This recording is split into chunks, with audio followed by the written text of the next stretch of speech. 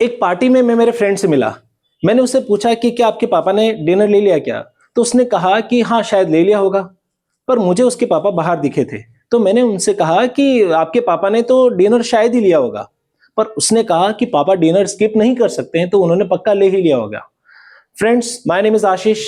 आप सभी का स्वागत है आज के इस नए लेसन में। जैसे कि आपने इन तीनों सेंटेंसेस में देखा होगा कि पापा ने डिनर ले लिया होगा, शायद ही लिया होगा और पक्का ले ही लिया होगा।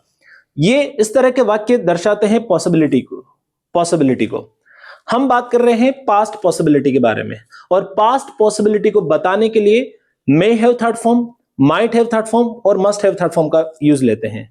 But may have third form कहां यूज में लेते हैं, माइट हैव थर्ड फॉर्म कहां यूज में लेते हैं और मस्ट हैव थर्ड फॉर्म कहां यूज में लेते हैं? Let's learn. May have third form का यूज वहां होगा जब पॉसिबिलिटी ज्यादा है। जब ज्यादा पॉसिबिलिटी है तो आप मे हैव थर्ड फॉर्म का यूज लें। जब कम पॉसिबिलिटी है तो माइट हैव थर्ड फॉर्म का यूज लें। और जब 100% पॉसिबिलिटी है ये काम पक्का किया ही होगा तो मस्ट हैव थर्ड फॉर्म का यूज लेना आपको। Some examples we are taking.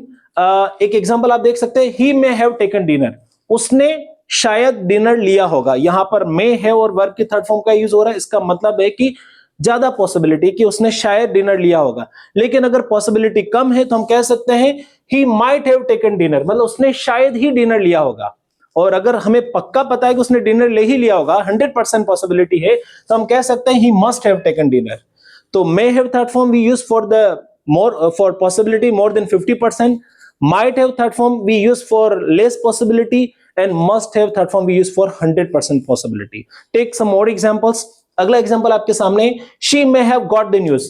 उसे न्यूज शायद मिल गई होगी। लेकिन अगर मुझे कहना है कि उसे तो न्यूज शायद ही मिली होगी तो हम कहेंगे she might have got the news। और अगर पक्का मिल ही गई होगी न्यूज तो हम कहेंगे she must have got the news। You can see this example, she must have got the news. Next example you can take, they may have arrived at station। वो लोग ट्रेन से आ रहे हैं, मुझे ऐसा लगता है शायद स्टेशन पहुंच गए होंगे, तो हम कहेंगे इंग्लिश में they may have arrived at station। लेकिन अगर पॉसिबिलिटी कम है कि वो तो शायद ही पहुंचे होंगे तो हम कह सकते हैं they might have arrived at station। और अगर पक्का पहुंच ही गए होंगे, ट्रेन बिल्कुल टाइम पर है, तो हम कहेंगे they must have arrived at station। पक्के से वो स्टेशन पहुंच ही गए होंगे।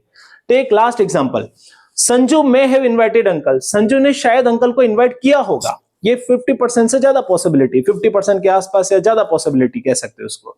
Sanju may have invited uncle.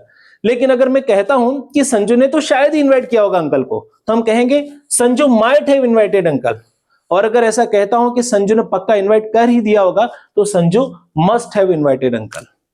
I hope ये लेसन आपको समझ में आया। और एक्चुअली मे, माइट और मस्ट के और भी यूजेस होते हैं, लेकिन ये पास्ट पॉसिबिलिटी के रूप में इनके ये कुछ यूजेस थे। मे have third form, might have third form और मस्ट हैव थर्ड फॉर्म। इसी तरह के नए लेसन और अपडेटेड चीजें सीखने के लिए follow me. Thank you so much.